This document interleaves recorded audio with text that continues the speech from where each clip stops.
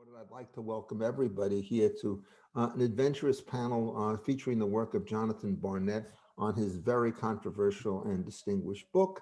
My job here is to do two things. One is to sort of remind you who TIP is. It's the uh, Institute for Technology, Innovation, and Intellectual Property, a title which I dreamed up on a very bad night and has managed to hold. This is part of the Classical Liberal Institute. Its two chief directors are myself and Mario Rizzo, who unfortunately cannot be here today with other obligations. And what we decided is that in order to have a comprehensive program, we not only had to worry about the physical world and the political institutions, but matters of intellect and matters of ideas really started to matter. And so we decided that it would be very nice if we could have something which was devoted to the technological and innovative side. And TIP was that particular product. And then what we had to do was to do the make or buy decision. And that's the question of whether the two of us would try to do this ourselves or whether we would subtract it out under a system of secure property rights. And what we did is decided to take the latter particular approach. And so Adam, who's one of my prize students, I see Steve Yelderman is here. It's always nice to have my students in every kind of room, Paul, and so forth.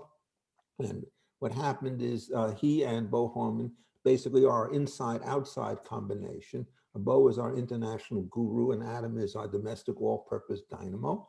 And the two of them have essentially organized a very active set of programs funded in large part, thank you, Kirti, by the Qualcomm Foundation and so forth.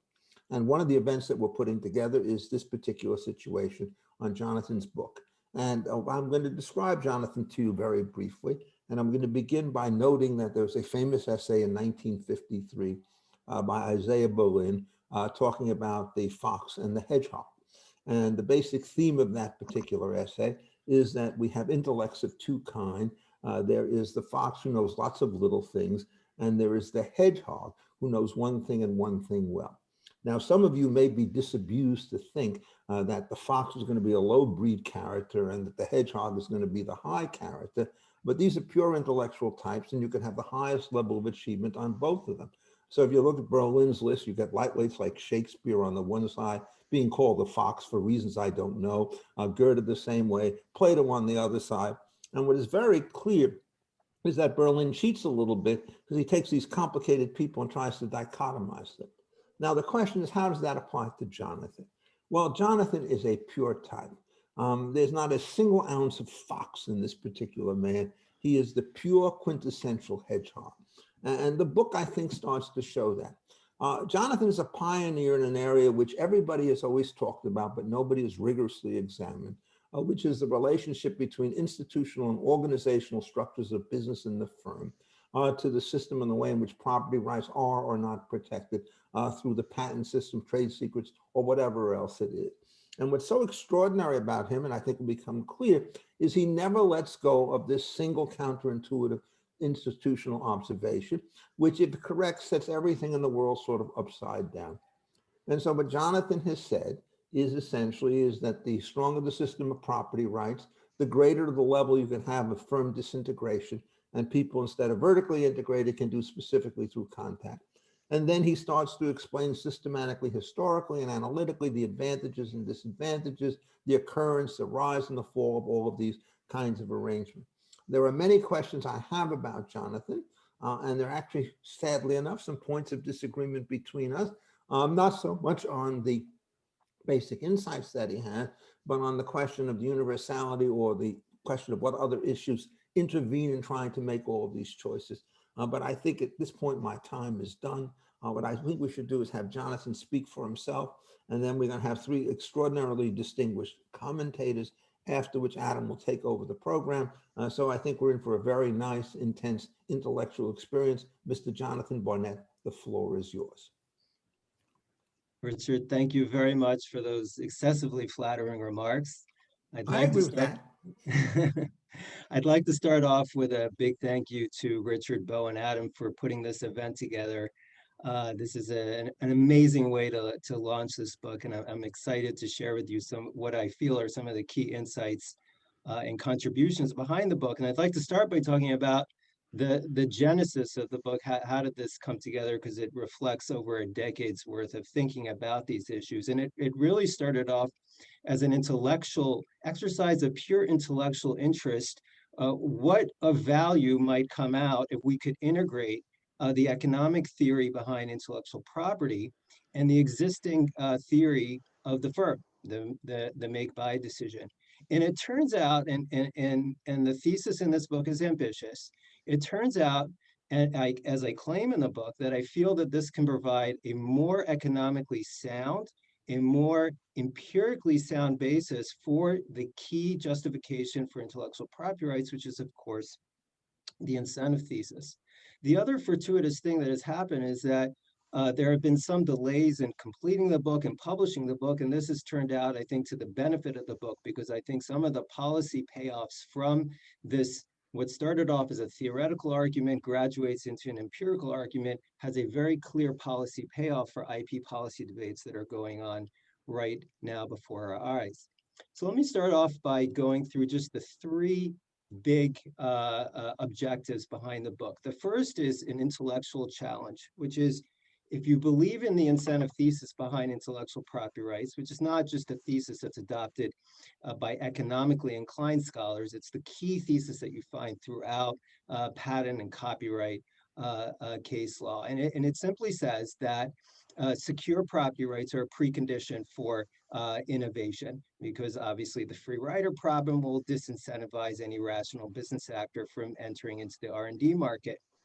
But there's an inconvenient fact out there, which is, once we venture outside the life sciences markets, we can identify a significant number of firms that are investing a lot of money in R&D and are operating either in environments that have weak IP, especially patent rights, or just don't make a lot of usage of that. Does that undermine the incentive thesis? And in this book, the key proposition is that it does, not only does it not undermine the incentive thesis, it allows us to reformulate that thesis in a way that I argue will apply across almost all innovation environments. And the key modification is that IP rights are not a precondition for innovation, other than in the life sciences markets, but they are a precondition for entrepreneurial innovation ecosystems. What are those? Those are ecosystems in which innovators and the sources of financing and the sources of all the other heavy lifting that has to happen to convert an idea into a product that actually delivers value, that they can choose to engineer their supply chain in any way they want. Once you have weak IP rights, innovation may persist at robust levels, but it will tend to concentrate in large integrated entities that often rely on significant supplemental public funding. What that means is that the key social cost of weak IP rights outside life sciences markets is not necessarily we're going to get less innovation, but the way in which innovation is converted into products and services will be distorted. Why do we care about that? Because we're going to end up with market outcomes that are undesirable from a competition policy perspective. The paradox, which I believe Richard was referring to, is that weak IP rights act as an implicit entry barrier that protect incumbents. Why? Because incumbents have uniquely lower cost access to all of the substitutes for IP rights. This modified form of the incentive thesis, I think, not only provides a better understanding of the way IP rights operate in a very wide range of markets, they also challenge the existing conventional wisdom that IP protection always stands in tension with antitrust goals. If this logic is correct, there are a large number of circumstances where that is not true at all. There are two key theoretical concepts that run throughout the paper. The first, which I draw directly from David Thesis' famous 1986 paper, is that any firm that is in the business of innovation has a toolbox from which they can use a number of different strategies to erect entry barriers and be able to earn the super competitive rents that compensate them for the risk and the cost that they incurred in undertaking R&D. Now, in the law schools, we look at just one little silo, which are the IP rights, which is the box on your left-hand side. But what Teese points out is that even if you're in a weak IP environment, if you are a large integrated firm, you have a number of non-IP assets that you can use in order to erect an entry barrier and capture returns on your innovation. And the reason is that a free rider may be able to replicate your technology, but a free rider may have great difficulty in replicating decades worth of stock of goodwill, the economies of scale, and a large infrastructure. I elaborate upon that insight by taking the whole population of firms out there and dividing them into two paradigm types. Now, in the real world, all the firms will fall in between these two poles. On the one hand, you have what I call a hierarchical firm. This is a firm that is not reliant on IP rights outside the life sciences because they can conduct the entire innovation to commercialization process in-house. They are not exposed to a risk that the entrepreneurial firm, who will tend to be smaller, is exposed to when they have to go in the outside market in order to procure the financing, the distribution, and the production assets that they require in order to reach the target market. So when you pull IP out of the system, the hierarchical firm remains. The entrepreneurial firm is either forced to exit or take a salaried employee job at Bell Labs. The relationship I argue that exists between IP rights and organizational structure is that strong IP rights allow firms to choose freely between a fully integrated supply chain, a fully disintegrated supply chain, and anything in between. Why is this a good thing? Because a command and control planner has absolutely no idea what is the most efficient way to organize the supply chain structure for taking the vaccine developed by BioNTech and getting that into the hands of as many consumers as possible within as short a time as possible. The market, we can observe, has organized a disintegrated supply chain between a firm, Pfizer, who has economies of scale in production and distribution, and a small firm that specializes in innovation. Without secure property rights, the exchange of information between BioNTech and Pfizer would be inconsistent with business rationality. You simply would not observe BioNTech in the market. They would be working at Pfizer. Okay? And I'll talk in a second why we might not like that. Okay? The reason we might not like that is twofold. One is I just mentioned, that when you don't allow the market to choose organizational forms, you're not allowing the market to discover the least cost way to deliver innovation into the hands of consumers. And so almost by necessity, when you have a weak IP environment, in some cases, you're going to get it wrong because you're compelling firms to use integrated structures, which in some cases will be overly integrated. The second reason we should care about it is that, as Kenneth Arrow theorized in 1962, and as several decades of research have since shown to be the case in many cases, and as is widely agreed upon in the business world, large incumbents are really good at figuring out how to refine existing technologies or to refine existing process technologies just a little bit better. But they tend not to be very good at coming up with new technologies that completely displace existing paradigms. And if you look back at the history of inventions, you will see that some of the most revolutionary innovations tend to come from outside innovators. Finally, a third social cost, which is something that would be familiar and uncontroversial in tangible goods markets, is that without secure property rights, you cannot get any of the secondary markets in licensing, financing, and trading IP assets. Okay. Now, all of that is a lot of theory. And the only reason to take it seriously is if I can show you that this actually describes at least some real world markets over a considerable range and considerable period of time. And that's really the heart of the book. Now, thankfully for this purpose, there are three at least potentially testable ways in which to test whether or not everything that I just said actually has some explanatory force. And two of these three hypotheses, I would modestly claim, are demonstrated to a degree in this book that I don't think there's much reason to doubt that they're true. Okay? The first one is that whether or not you have strong or weaker IP protection, patent protection in this case, and again, the timeline I'm looking at is 120 years of the US patent system, including the antitrust doctrines that relate to patents. I anticipate that the R&D investment going into the economy should stay roughly the same, whether you have weak or strong patent regimes. And I'll show you that that is in fact the case. Why do I expect that? I expect that because even if you have weak IP regimes, your large integrated firms are going to be able to adapt, or to put it even more precisely, investment capital is simply going to allocate itself according to the firms that adopt the organizational structure that suits that environment. And so R&D can persist. Note that this is not anticipated by the conventional incentive thesis, which wrongly predicts that when you have weak patent periods, you would have no innovation. That's not at all the case. The third hypothesis, which I'll jump to because that's another one that we can quickly set aside because the evidence, I think, is so compelling. We should expect to see that if you're a large integrated firm outside life sciences, that you should be spending your lobbying dollars on weakening patent rights, or not doing anything about it because it's not of great importance to you. If you're an entrepreneurial firm, you're less integrated, or you invest in firms like that, or you don't have any production or distribution capacities like a research university, you should be advocating for stronger IP rights. You can look at late 19th century railroads, you can look at IBM in the 1960s and 70s, or you can look at every single amicus brief on patent law that was filed in the Supreme Court since 1980.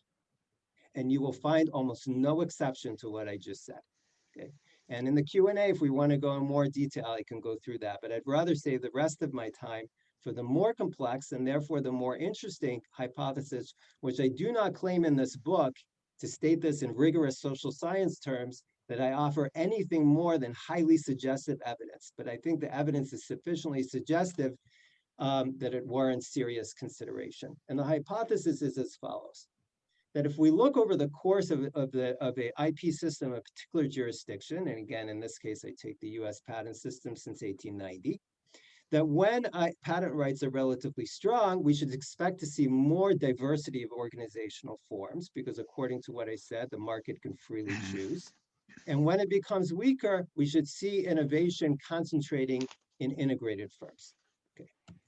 Now, the first thing you have to do to undertake this exercise is you have to be able to divide patent history into periods of weaker or lower patent strength. This is an exercise of pursuit to absolute precision would consume the lifetimes of several scholars because there's an infinite number of variables that you can look at. But I look at a number of variables which there's quantitative data and qualitative data, and we basically have three big periods in US patent history since 1890 through 2006. The late 19th to the early 20th century, which is a period that is close to Adam Mosov's heart, is a period of strong patent protection and weak to almost asymptotic restraints on antitrust licensing, okay? If you jump to the early 80s through 2006, we again have strong patent protection and under the influence of the Chicago School, relatively relaxed constraints on IP licensing. From the late New Deal through the 1970s is a period that I call the patent winter, okay? This is a time where it's probably not a good idea to be a patent lawyer. It's hard to enforce your patents in court, and there's a number of per se rules on antitrust licensing practices that today would be considered to be entirely harmless or beneficial, okay? Now, you can quibble about whether or not these are the right way to divide U.S. patent history. There's more variables you can look at. The variables I look at may not be entirely precise. But there's one reason I think we can be pretty comfortable that this is a pretty good division of U.S. patent history based on patent strength, which is simply to look at the behavior of rational market actors. So we would expect that those rational market actors, when patents are strong, that's a strategy in the toolbox that they're going to use fairly often in order to protect innovations. And when it's weak, why bother applying for a patent? And in fact, we see exactly that. In the strong patent periods, period one in late 19th century, early 20th, period two of the strong patent period in the 80s going up into the 2000s, we see historically high levels of patent applications and grants per capita.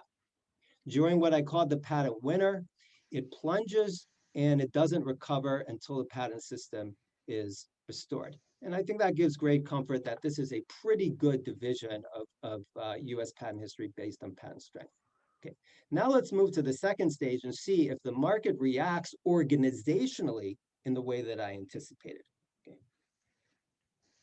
Now, the first hypothesis was that R&D should stay roughly constant through this period, right? And so if we look at the mid 60s, right, we have roughly 2.75% R&D, total R&D dollars, no matter what the source, is 2.3% of total US GDP.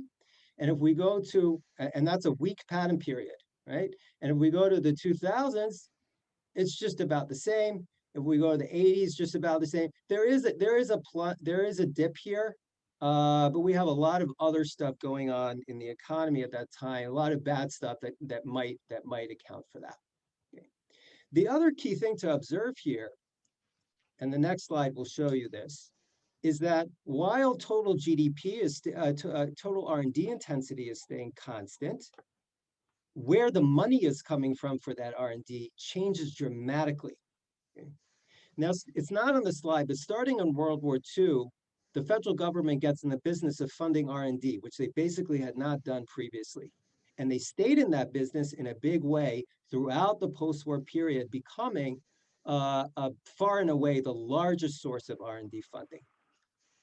As the patent system comes stronger, concurrently, the federal government starts to get out of the business of funding R&D, and private sources take their place. Okay? The reason I just wanted to draw your attention to that is because it actually does suggest that even in weak IP regimes, even the largest firms may be unable to attract sufficient private risk capital to support innovation. What that suggests is that weak IP regimes may not be able to supply a self-sufficient, autonomous, entirely market-driven R&D systems. Only a strong patent system may be able to sustain that. All right. Now, the key difference between the weak IP period, which is roughly a 4-decade period, and the strong patent period commencing in the 80s, is the mix of organizational forms that are used to conduct innovation and convert it into products. Now, the late New Deal planners, whose theory motivated the weakening of the patent system in the courts, the strengthening of restraints on antitrust licensing, the implementation of a compulsory licensing system throughout the 50s and 60s that targeted most of the major technology firms in the country. Why did they do that? Well, for a reason that actually seems intuitively should be correct. If you open up the patent-protected technology portfolios of GE, DuPont, RCA, Kodak, and so forth, that would seem to accelerate entry of smaller firms and improve the competitive intensity and lower concentration. The market failed to react as anticipated. Concentration, it's not shown here, throughout the post-war period doesn't budge. By some measures, it increased. Market turnover, for example, as reflected by the Fortune 500 rankings, stays sticky. And the percentage of R&D funding coming out of small firms actually declines slightly through this period. But it increases dramatically when the patent regime is strengthened.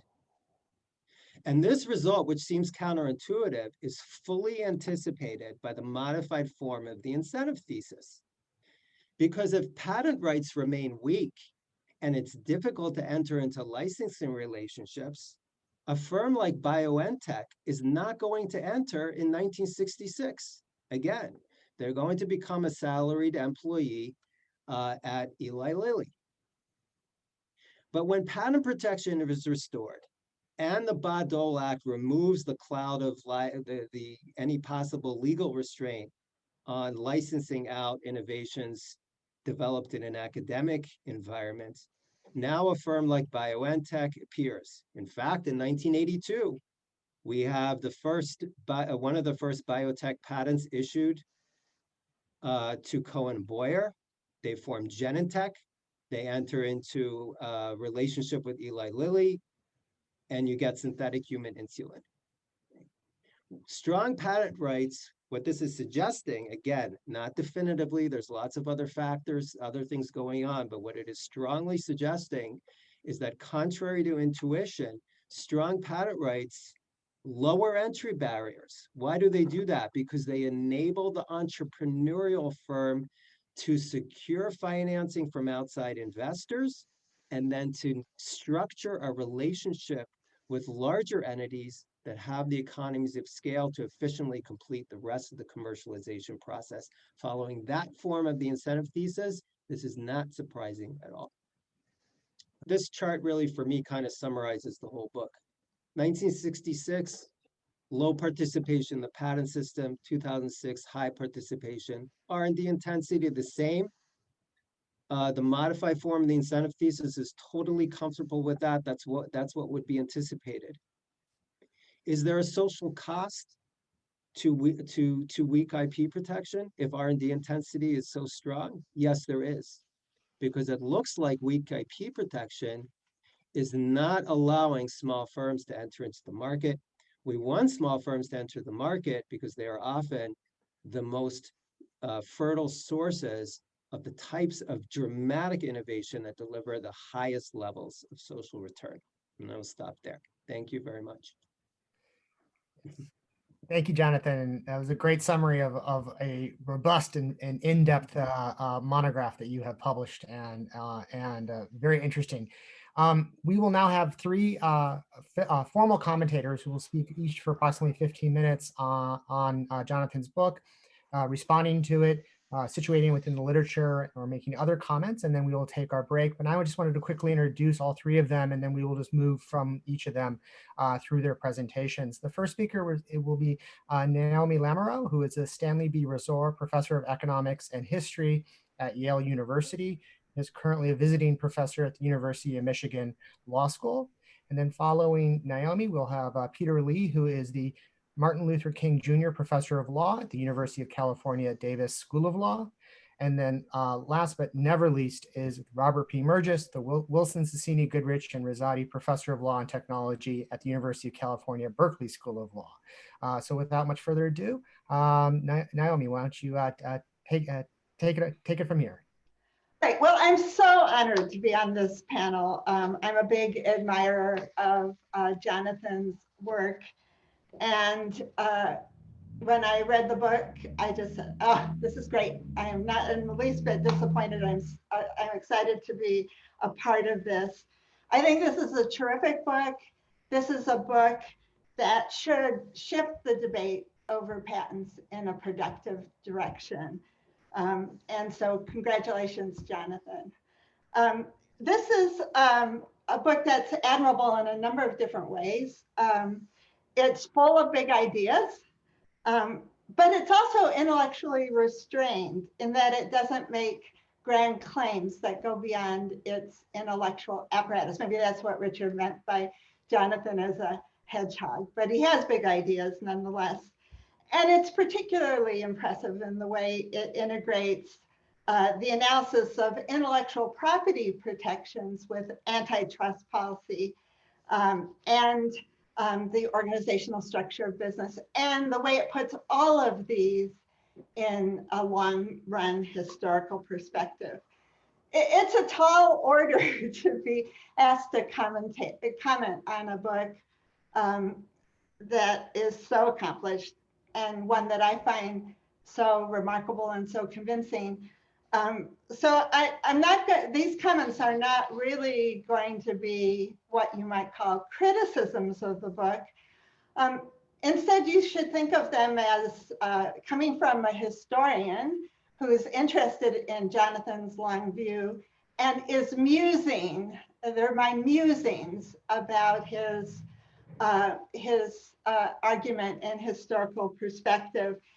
And my musings have caused me to hit upon something that I think is actually missing from his book, but perhaps should not be missing. And so this set of musings is my invitation to Jonathan to reflect on this thing, which I'll get to. Okay, first of all, Jonathan's central insight. He went through this already, so I don't really have to do this for you, but the basic, this is my summary of it, and the basic idea is that, yeah, there are lots of ways of protecting innovation from free riding or from imitation. But the key insight of the book is that those alternative ways of protecting innovation are more available to firms that are large and vertically integrated. And so if you weaken IP and you shift firms, if you make firms rely on these other ways of protecting intellectual property, then you're going to advantage large vertically integrated firms. And then the converse of that is that really to have what he calls an entrepreneurial economy, a dynamic competitive economy, that depends on strong protections for IP. And he develops this point by looking over a long run of US history and comparing periods when patent protection was strong with, and IP protections were strong with periods when they were weak. And I want to go over this, look at this long history. So he showed you a version of this. I guess it looks a little different depending on what scale you use. But the bottom line is the one we're going to be concerned with, which is the patents that are granted by the US Patent Office to residents of the United States relative to the size of the US resident population. And what Jonathan does is he essentially divides this into periods when IP was strong and when IP was weak. And I've tried to color code this graph for you. And there's two sort of minor deviations from the way Jonathan just presented it. First of all, Jonathan thinks that we're actually moving into a period of weak IP, so that's missing from this, this picture. But the other thing that's different about this picture is that Jonathan really starts his analysis in 1890, which is the year that, that the US Congress enacted the Sherman Antitrust Act. But I'm extending it back because the period of strong patent protection really extends farther back to, say 1836, when Congress enacted the Patent Act of 1836, which set up the examination system. And if you look over these long periods, you can see that this is basically Jonathan's story, that the periods of strong IP are the periods when you get this tremendous growth of the patent system, and the period of weak IP is when there's some stagnation in the patent system. But there's just one thing that I just want to call your attention to, and this is going to be important for my presentation. It's that actually, if you look at the period from the Sherman Act, which is right here forward, patent protection, the patents are really pretty flat. It's really earlier that you get this tremendous growth in patenting in the US, and then again later after you move once again into a period of strong IP. Now, so how does this graph compare with trends over time in industrial concentration? And I'm going to look at this a little differently from the way Jonathan did. You might expect that industrial concentration to have increased in this period of weak IP and perhaps fallen off in the period of strong IP. But the patterns are not completely consistent with that expectation. So these are some graphs that I put together. We don't have really good studies of industrial concentration, so I put together all the studies that we have for for a paper that I did for the Journal of Economic Perspectives. And I'm reproducing that here and adding the shading for the period of weak IP in Jonathan's categorization.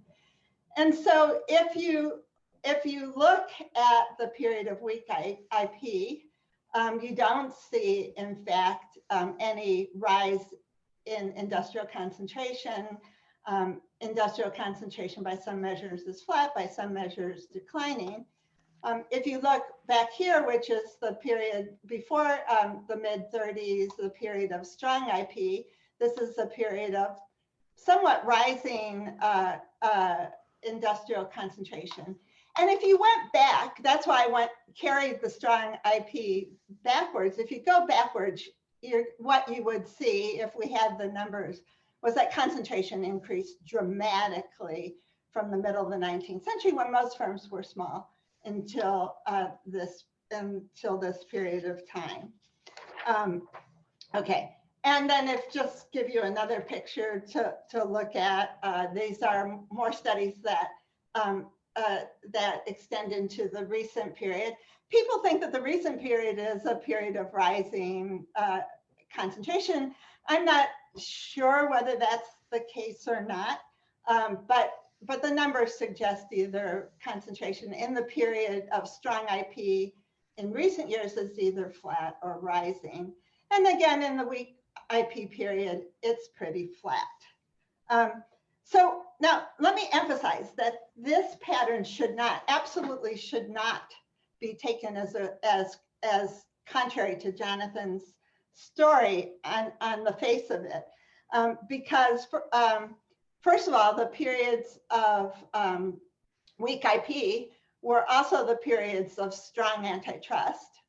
And so what we might be seeing here is that the effects of the strong antitrust are outweighing the effects of the weak IP, and the inverse might be true of the other periods. And second, Jonathan's story is really not about aggregate levels of concentration in the economy. It's really about specific industries and specific firms and the kinds of firms that are in those specific industries. It's about the organizational structure in very specific contexts.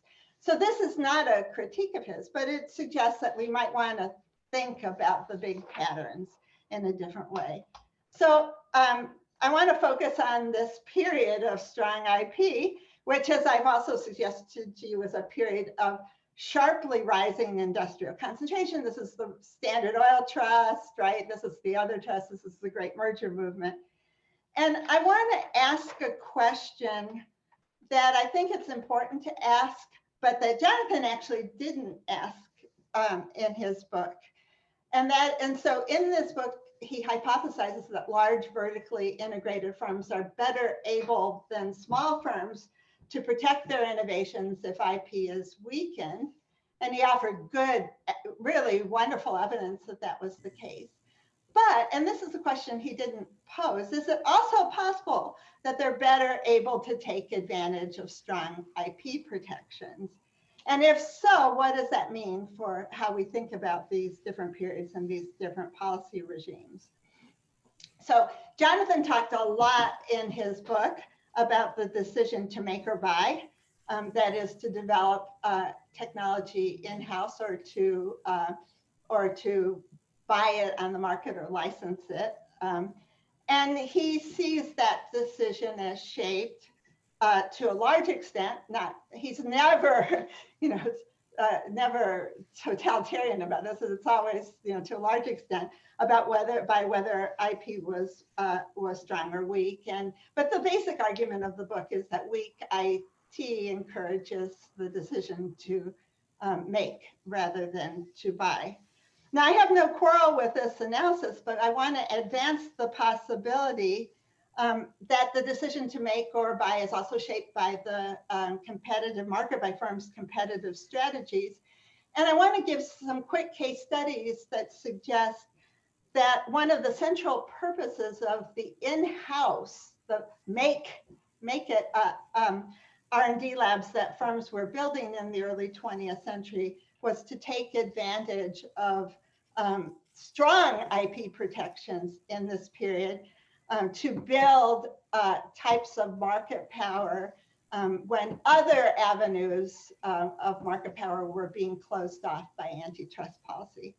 And I want to suggest that this purpose for R&D labs only emerged over time, and that it was an outcome of a struggle within the tech firms of the time, the large tech firms over the time, of whether they should make or buy.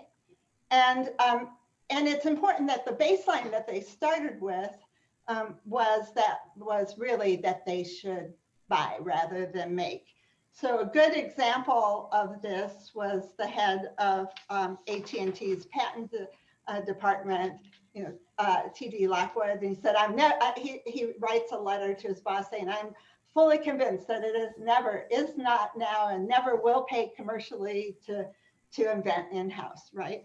And really where he's coming from is that he's living in a world, he writes this in 1885, where the future direction of technology is uncertain. And he thinks if the firm invests in in-house R&D, it's just making a bet on a particular trajectory. And that bet could be wrong. And it's better instead to have, to pay attention to what's going on among internal inventors, among external independent inventors, and buy the things that are worth buying. So here's his memo the same year about what his R&D lab should do. And if you go through it, there's a lot of words, but basically saying we should use this lab to assess what's out there and decide whether it's worth instituting or whether it's worth buying. And then only at the bottom, he says, well, maybe to make such original researches and experiments as should be specifically authorized by the general manager, but no other. And this is not what the firm is supposed to be doing. And his view was shared by the higher ups at that time in the company. But there were growing groups of people who had very different views. So his boss was Hammond Hayes, who was also a buy rather than make kind of guy. But John J. Carty had very different views. And when there's a change in the central management of the company in 1907, Hammond Hayes is out and J.J. Carty is in, and he sets to work trying to convince people within the company that in-house R&D is the way to go. Now I'll say more about that in a second, but what I want to say is that there were similar fights at other tech firms of the time at the same period. So GE is a really good example. There, the pro in-house R&D leader is Charles Steinmetz, who's German and was really familiar with all the German R&D labs and thought GE should imitate them. And he got his chance to make his point when the company was facing a technological crisis. Basically, the Edison patents that the company owned and that had been the basis of its ascendance expired. Lots of inventors were out there working on better technologies, better lamps, better filaments to put into the lamps. And the company was in danger of losing ground. So Steinmetz proposed that the company should embark on an R&D venture and convinced the company to fund a small lab. Okay, so this is, it's kind of like a garage, right? It's like, it's hardly a big, the budget was under $16,000. And so they set about in this lab trying to build a better lamp to recover the position. And what's really interesting about this whole enterprise is that it failed. The lab's progress was very, very slow, and management got really, really nervous and ultimately sent the head of the lab, Willis Whitney, to Europe to buy patents to rescue the company, which he did. And you might think that that whole experience would have soured the company on the make versus buy option. But actually, the story ends up to be quite different. Now, it turns out that in the course of its slow, unsuccessful effort to make a better lamp, the company took out lots of patents. And those patents turned out to be useful bargaining chips in the negotiations with the Germans to buy the tungsten filament, which is the salvation technology. And so the pro-research people made a lot of this in the company, that these labs generate patents, and these patents are useful bargaining chips, and they're useful for defensive purposes. And that view for purposes of competitive strategy, and that view won out after 1911, because what happened in 1911 is that the federal government antitrust policy suddenly got tougher. It broke up Standard Oil, broke up American Tobacco, and followed those two, and the government followed up those two wins by launching an antitrust suit against GE in 1911. And GE was at that point involved in an effort to cartelize the lamp industry. And they say, whoa, we can't do that. We're in jeopardy. And patents were a kind of an alternative way to build some defensive and perhaps even offensive market power. And so what you see is that after 1911, you see this incredible jump in investment in R&D in the company. And this is relative to GE sales and net earnings. So this is kind of the period when Steinmetz was winning. This is, they're losing faith in the lab, and then, whoops, antitrust suit, bing, we're going to do that. And then, the rest is, it really doubles down on this investment. So return really quickly to AT&T. It's basically the same story. There's a technological crisis because the patents are gone, and they're facing new threats from radio, which is where they're also experimenting with wireless. J.J. Carty realizes the key to the whole thing is to develop a repeater, an amplifier that can send voice signals over long distances. It's the key to both technologies, but the key to telephone's domination is long distance communication, because this stuff is really local. And so he gets permission to build a small lab again to work on this one project, a repeater. And again, it fails. It's the same story as GE, but they get lots of patents. And then the company realizes that actually this is a really useful thing. And J.J. Carty uses patents, right? Uses the value of patents to fight the internal battle for the make versus buy strategy. Okay, and that led ultimately right to the founding of Bell Labs. Well, I basically don't have time, but the story I'm telling is too simple in a lot of respects. I'm ignoring other things that people learned from R&D labs that were beneficial to the companies, that reinforced the make versus buy. I'm also ignoring other ways in which they use patents, like cross-licensing agreements to solidify market position. But the point I want to underscore is that within these early companies, there was a real struggle about whether to invest in internal R&D. And it was the argument that in these early years, it was the argument of the advantages of a strong patent portfolio for competitive purposes that really carried the day. Now, ultimately, they're going to win out for big when the government starts funding R&D, right? Because this is Jonathan's story. You need an R&D lab to get that stuff, right?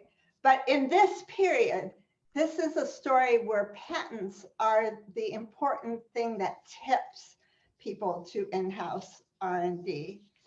Okay, and just really quickly, this comes from work that Ken Sokoloff and I did early on a long time ago, where what we wanted to do is to see whether the market for patents was becoming more concentrated.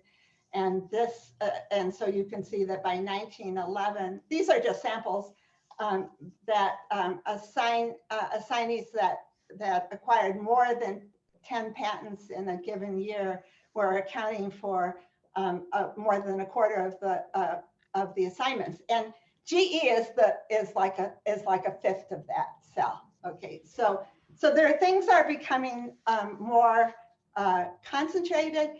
And I just want to suggest it's changing the way the patent system operated.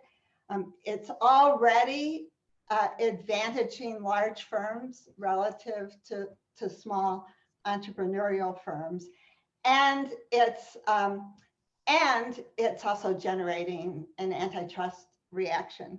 Now, as Jonathan shows in his book, and even more in a brilliant article that he wrote for this volume that that Steve Haber and I are editing, antitrust went way, way too far and became confiscatory, and it weakened the IP regime. And so I think he's absolutely right about all this. But I still have this basic question in my mind, which I'm going to end my comments by just articulating. Again, if weakening IP benefits large vertically integrated firms, and if large vertically integrated firms are also the ones that are better able to exploit strong IP, do we need policy recommendations that go beyond the simple dichotomy of weak versus strong IP? And actually, I think Jonathan's book is full of subtleties that go a long ways to answering this question, and that maybe we can talk about that in the Q&A part. Okay, thanks. Thanks for convening this wonderful gathering and inviting me to speak. And thanks to Jonathan for writing a terrific and thought-provoking book that synthesizes insights from a wide variety of academic disciplines and challenges much conventional wisdom about the relationship between intellectual property rights, barriers to entry, and industry structure. There's certainly a lot to discuss. In my time today, I want to explore 4 themes that arose as I read Jonathan's book. So first, the theme of context. Second, the scope of the book's thesis. Third, the unexpected contributions of patents to organizational diversity, as well as their limitations. And then distributive concerns and their intersection with efficiency.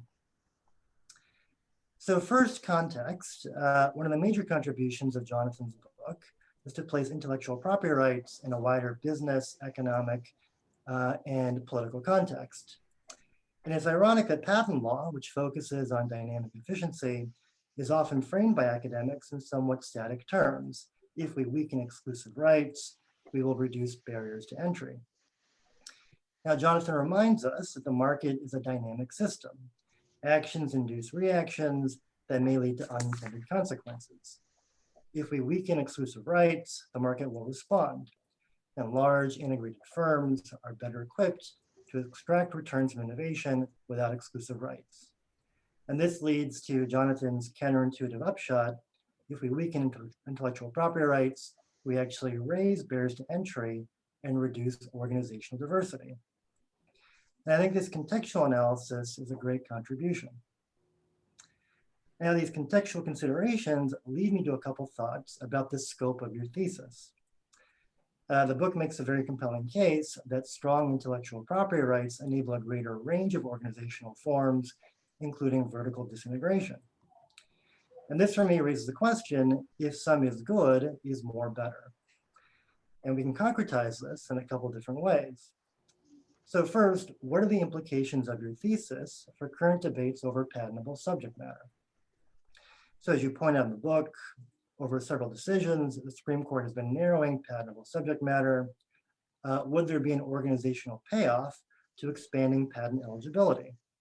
And this might correspond to the heyday of the Federal Circuit when patentable subject matter was interpreted very broadly. So for instance, let's say that Mayo versus Prometheus is decided the other way, and some kinds of natural laws are patentable subject matter. Would we see the emergence of upstream basic research shops that discover natural laws, patent them, and then license them to downstream entities? Now, there's a second way that we can concretize this as well. What about new forms of IP? What about adopting utility models, which are prevalent in other countries, but not in the United States? Would recognizing petty patents expand even further the menu of feasible organizational options? Small firms could protect incremental improvements that are not currently patentable and license them to larger firms for commercialization. Now, I suspect these moves would run into the objection that at some point, the administrative and transaction costs of expanding IP protection would outweigh the benefits of organizational diversity. But it is an open question. In some, it may be useful to think about the outer boundaries of Jonathan's thesis. While stronger IP is beneficial to a point, is there a point at which more organizational options and further disintegration of the supply chain are not justified? So continuing with the theme of scope, I was also curious about the scope of your argument. Most of your analysis focuses on patents and technologies, but how does it apply to other branches of IP, namely copyright? And you mentioned a few copyright examples in the book, such as Marvel on YouTube, but I think it might be fruitful to tease this out even further. And it strikes me that Jonathan's thesis has a lot of traction in the copyright context. Exclusive rights facilitate diverse organizational forms, including vertical disintegration in creative industries, particularly in the realm of upstream content creation. In other work, Jonathan has written about Hollywood deals, and the movie industry, I think, provides an apt application of his thesis. The classic studio system of old Hollywood was vertically integrated. You had major studios that would combine directors, actors, actresses, technical crew, distribution and marketing, sometimes even theatrical exhibition, all under one corporate roof. Over time, the movie industry vertically disintegrated. Now you have spot production involving freelancers, independent production companies produce movies, and large studios distribute them. And critically, copyrights and contracts mediate these exchanges between specialized entities. Copyrights allow independent production companies to work separately from studios. They also allow recording artists to be somewhat independent of record labels rather than being in-house employees. And they allow independent authors to pitch manuscripts to publishing companies. Now there's a normative payoff as well. There's fairly broad consensus that vertical disintegration and autonomous upstream creators produce more innovative creative content. So pursuing this a bit further, I'd be curious to see how copyrights fit into your political economy narrative. You argue that large technological incumbents outside of biopharma typically favor weaker IP rights. But large incumbents in creative industries typically favor strong copyright, as seen in litigation and lobbying by the MPAA and RIAA. And this is even the case where large incumbents are increasingly vertically integrating. So we see Disney's forward integration into distribution with Disney+.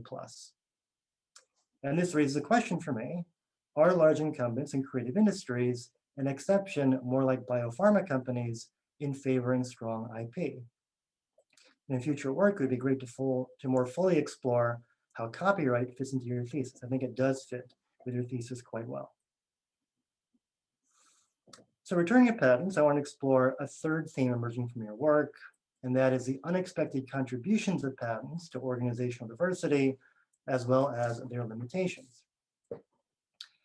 You note that patents facilitate arm's length contracting between small research-intensive firms and larger entities. This enables vertically disintegrated supply chains and thus increases the range of organizational options. This is a great insight, but I think that Jonathan's actually being a bit modest in his work and that his thesis can go further. True, patents enable arm's length contracting, which is highly important, but patents also enable a wider set of interactions between formally separate entities.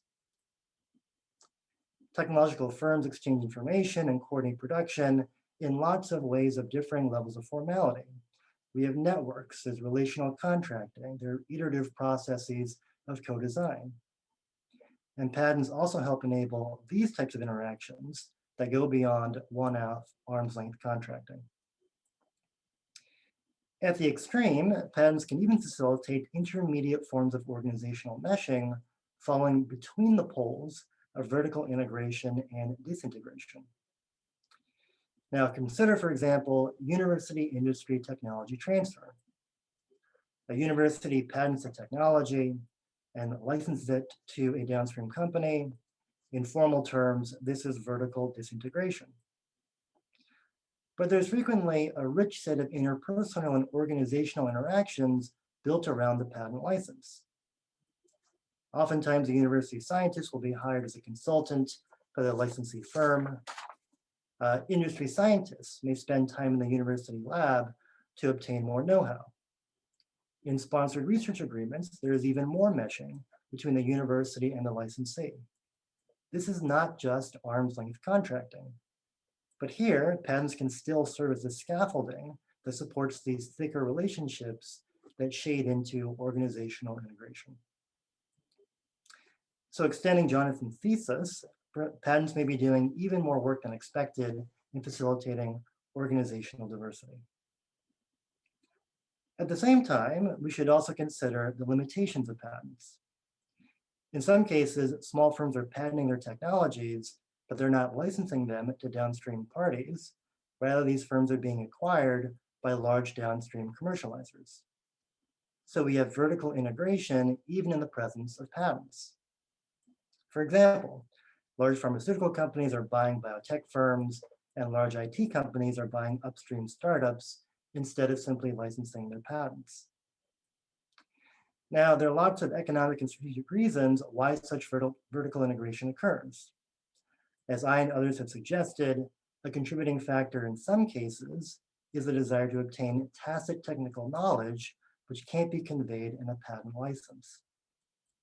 Small innovative firms generate a high degree of tacit knowledge that's not disclosed in a patent. As Nelson and Winter would point out, their organizational routines and even culture are critical to innovation and are not easily replicated or transferred. A patent license doesn't convey these assets, so large companies simply vertically integrate by acquiring the small entities and their patents. So while patents facilitate a wide range of organizational interactions, sometimes their ability to transfer technologies is somewhat limited. And it may be useful to map the technological and industrial context where patents on their own are most likely to enable vertical disintegration. So fourth and finally, I want to say a few words about distributive considerations and their intersection with efficiency.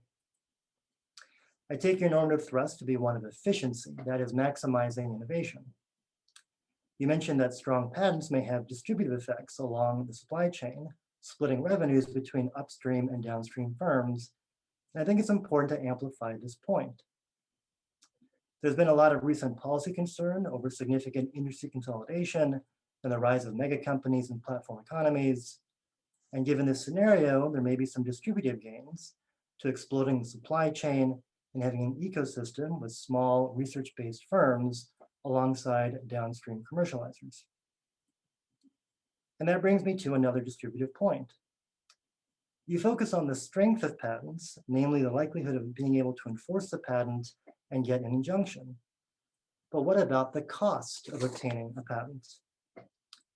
To benefit from the organizational diversity that patents enable, we need to ensure that small and under-resourced entities can actually get patents, particularly given the historical shift in patent ownership from small entities to large corporations. After all, cost is a significant obstacle to patenting for many startups. Now, one easy response is that capital markets might solve this problem. As you point out, however, external financing is more costly than internal financing, and there's oftentimes a chicken and egg dilemma. Having a patent may help you get outside funding, but without outside funding, perhaps you can't get a patent. And it seems like enhancing access to the patent system for small entities would be a natural corollary to your thesis. And this leads to a final point about efficiency and distributive considerations. Efficiency and distributive goals are often characterized as inconsistent or conflicting, and in some cases that may be true. But even if your goal is to maximize efficiency, you should care about the distribution of sources of innovation. It seems that here, that an innovation ecosystem featuring small firms and vertical disintegration, or at least the ability to achieve that ecosystem, both more widely distributes the gains from innovation and enhances overall efficiency, particularly given the disproportionately innovative nature of small firms. So in many cases, enhancing access to the patent system by new entrants serves both distributive and efficiency ends. So in conclusion, thanks again for a wonderful addition to the literature. Your contextual analysis of how firms are likely to respond to changes in IP strength is a great contribution. I've suggested a few themes for further exploration, dealing with the scope of your thesis, additional contributions of patents to organizational diversity, as well as their limitations, and distributive concerns and their intersection with efficiency. I look forward to the rest of today's discussion, as well as your explorations of these issues in future work. Thank you. So I'm a big fan of this book and a big believer in Jonathan's work. It's an approach, to intellectual property that opens lots of doors, and that is just I think a fresh way to think about, you might say, the positive side and even the private law side of IP rights, which is a part of the field that I think has been undergoing renewed interest in recent years. And I see so many old friends in the audience here who've worked on one aspect or another of this kind of problem.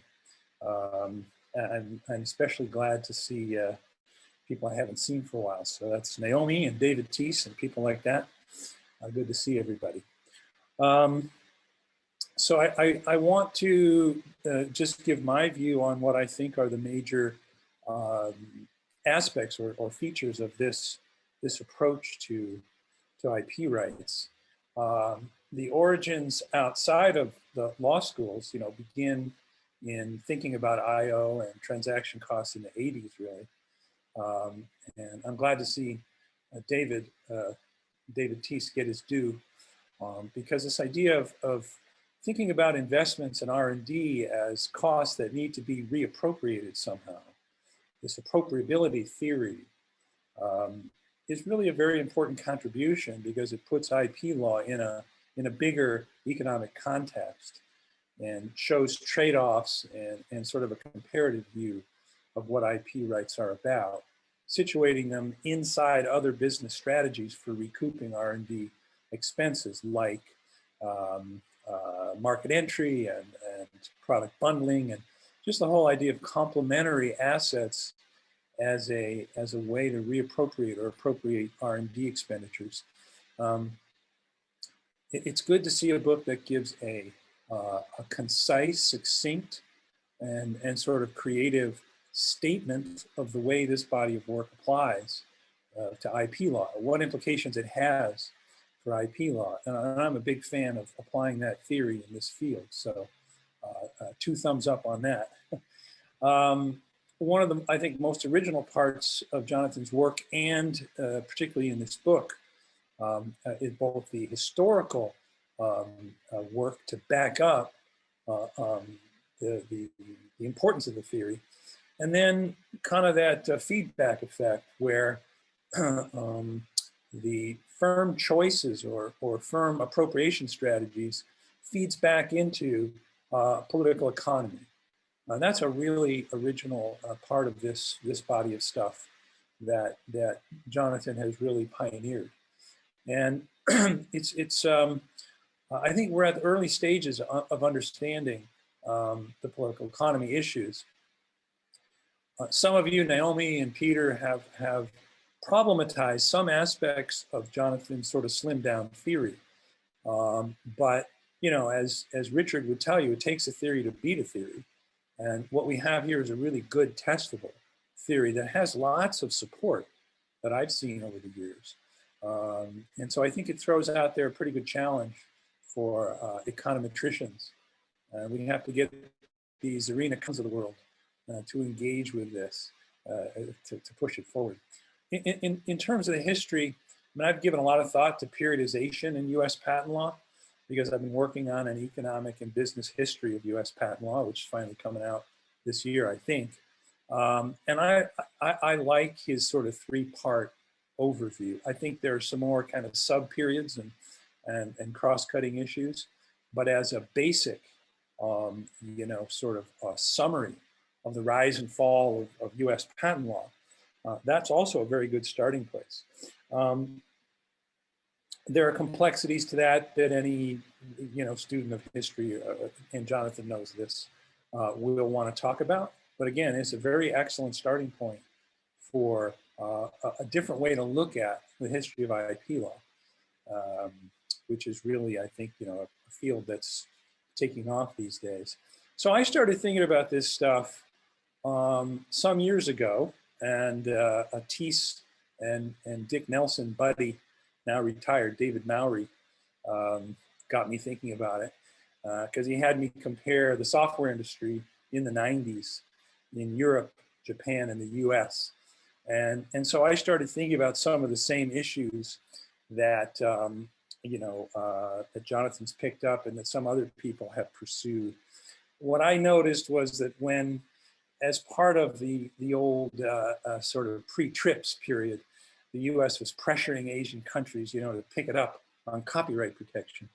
And I noticed that the software industry in Japan, you know, at that time was highly concentrated in the keiretsu.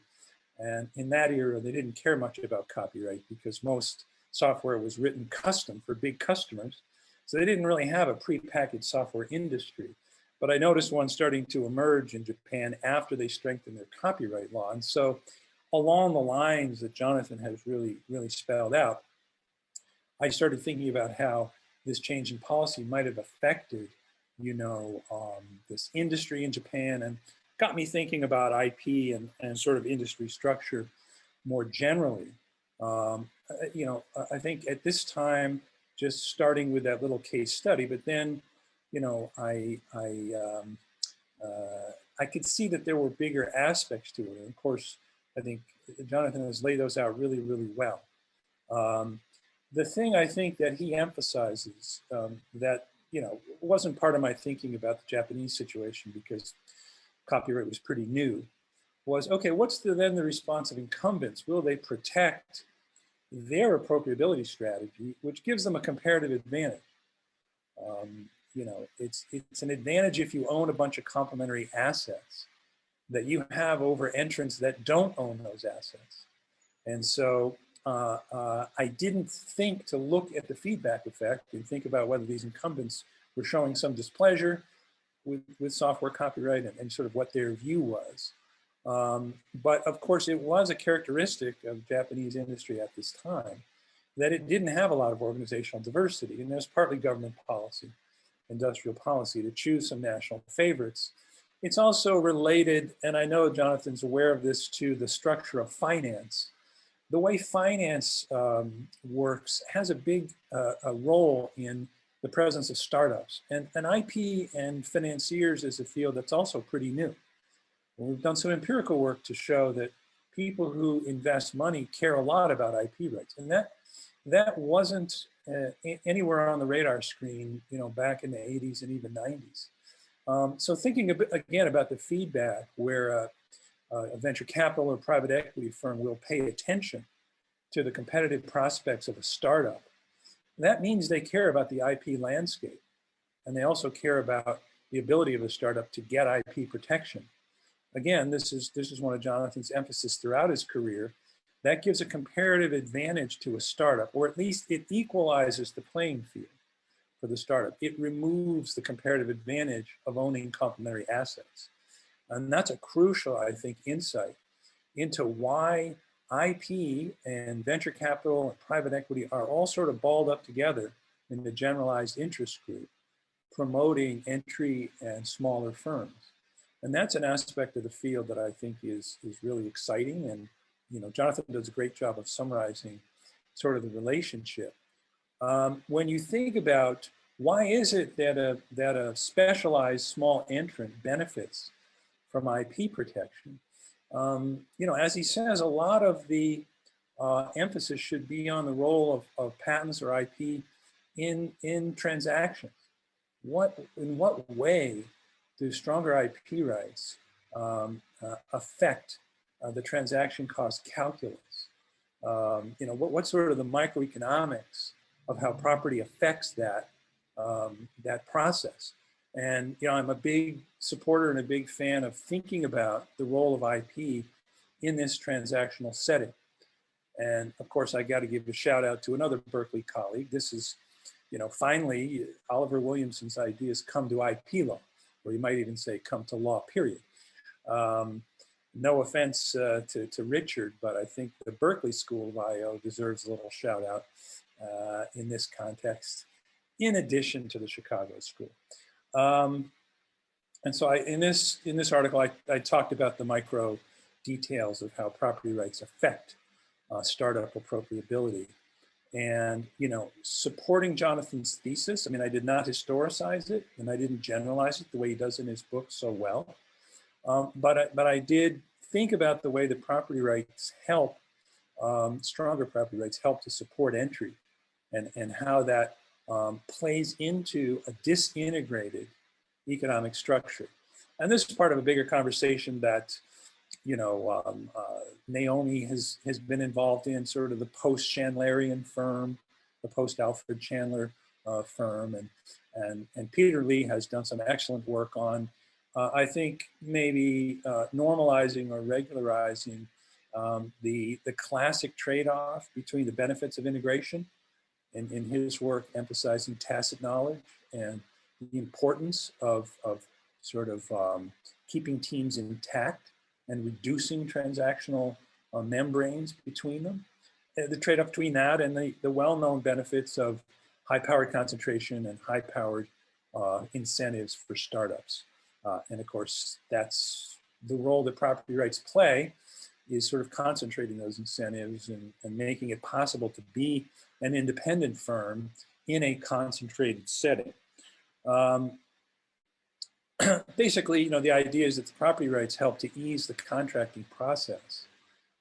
So sort of at the very detailed level of how property affects actual transfer of information, that's a topic that I was interested in. But again, I'm a big fan and supporter of the whole idea of thinking about IP and its relationship to entry, firm boundaries, and ultimately industry structure, right? It's not the most important variable in my view, but it is an important variable. It's in the mix. And I think Jonathan's book helps put it more in the mix, and is going to be a foil against which people are going to have to bounce and going to have to reflect if they're going to think about the incentive story in a modern context, the way it's talked about today, because Jonathan's work really helps to locate the organizational effects of this old-fashioned generalized incentive theory. Who has an incentive to do what compared to what, and what does that mean for business organizations? That's a really insightful and useful way to think about this field. And in this article I did some time ago, we talked about that issue of how you get specialized supply firms that have to adapt their product very carefully to their customers' needs. How do you get them to exist independently? How do you get them to be and remain autonomous firms without suffering the fate of vertical integration, being acquired. And basically a lot of the, a lot of the story, you start with this, where if you have a research division or an input division that's part of firm B, how do you sort of unstick the R&D specialists from an integrated firm? And this again is part of what Jonathan talks about, because he has a section header that says weak IP, high concentration. Right? And again, sort of at the micro level, Ashish, Aurora, and I thought about how property rights affect the transactional context. Why is it that they permit an attack, you might say, or an undermining of a high concentration status quo? And of course, the way they do that is they make it possible for specialized firms to be independent, to support their sale of their inputs to multiple independent customers. And IP rights, particularly patents, are extremely important in that. And Jonathan, I think, he's a fan of that view, and he's of the opinion that the implications of strengthening IP in this context, haven't been fully theorized, haven't been fully thought through. And I'm a big fan of that. So the idea of unsticking this yellow box, the R&D specialists from an integrated firm and getting them to be an autonomous independent unit. Or the way Jonathan phrases it sometimes in his book when he's talking historically, take a group of experts who are really good at a technology and put them in the ex ante position of having to decide, do we go in-house or do we try to go it alone, right? And his explanation of the period of high concentration in the R&D capability in the US, which Naomi talked about. His interpretation is that the weaker patent regime essentially forced people's hand and caused them to go in-house. Now, Naomi and others would say there's a lot to that story. There's technological factors that enter into that. Some technologies, and Peter's work, and I think Jonathan recognizes this, sometimes the transaction costs of decomposing, especially a brand new technology, are very high. And you see a movement towards in-house R&D capacity because of the nature of the technology and because of the very difficult process of getting components across firm membranes. And of course, this is the old classic code story about integrating, Fisher Body into GE, into GM. But there's more to it when you're dealing with technology, which Jonathan, obviously recognizes. I wanted to mention also, Jonathan talks about this idea of a property envelope. And to me, that's a very interesting idea. I'm a big fan of that idea. And I've thought about exactly how it is that a property right sort of helps bring transactors together. What is it about, especially particularly a patent right, that encourages the pre-contractual negotiation and the initial approach to a licensing deal? And so, I think it's the same idea, you could call it an envelope or this field effect, but understanding how property rights facilitate contracting and therefore facilitate independent R&D and therefore affect industry structure, that's really, in many ways, I think, the crux of it. I did sort of an overview on different, sort of economic ideas about, or economic approaches to IP rights. I see Paul Heald is on the call, and I wanted to add him to my site list here because his 2005 article on this was also really good. But the idea is that this is one of competing views of what effect IP rights have on industry structure and innovation. And what I tried to do in this, overview, kind of literature summary, is to talk about how that view differs from other views, what's new about it. I think what Jonathan's done is he said, okay, I'm going to push this out. I'm going to historicize it, and I'm going to generalize it. And I'm also going to talk about how it affects political economy, which in our field is an extremely important topic. And I just want to close by saying, once you understand that there are different strategies around IP, and I think Naomi identified a good point, which is big companies can make use of their patent portfolios. And we see that all the time, cross-licensing and defensive patenting and patent-driven acquisitions. So I think, the idea, big companies don't like IP and IP favors entrance. Jonathan knows that's oversimplified, but you have to start, I think, with a testable hypothesis.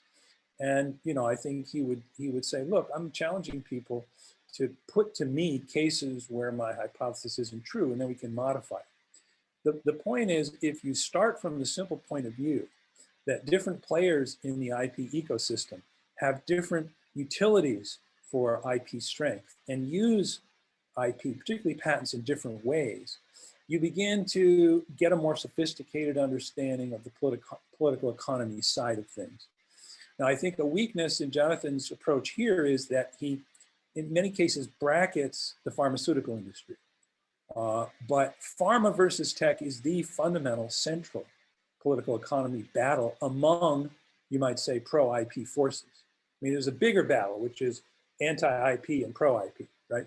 But within the group that has some facility for IP rights, the big fight is between pharma and tech. And I think that's a layer on the political economy story that we're going to have to deal with. But Jonathan gives us a good starting point on that.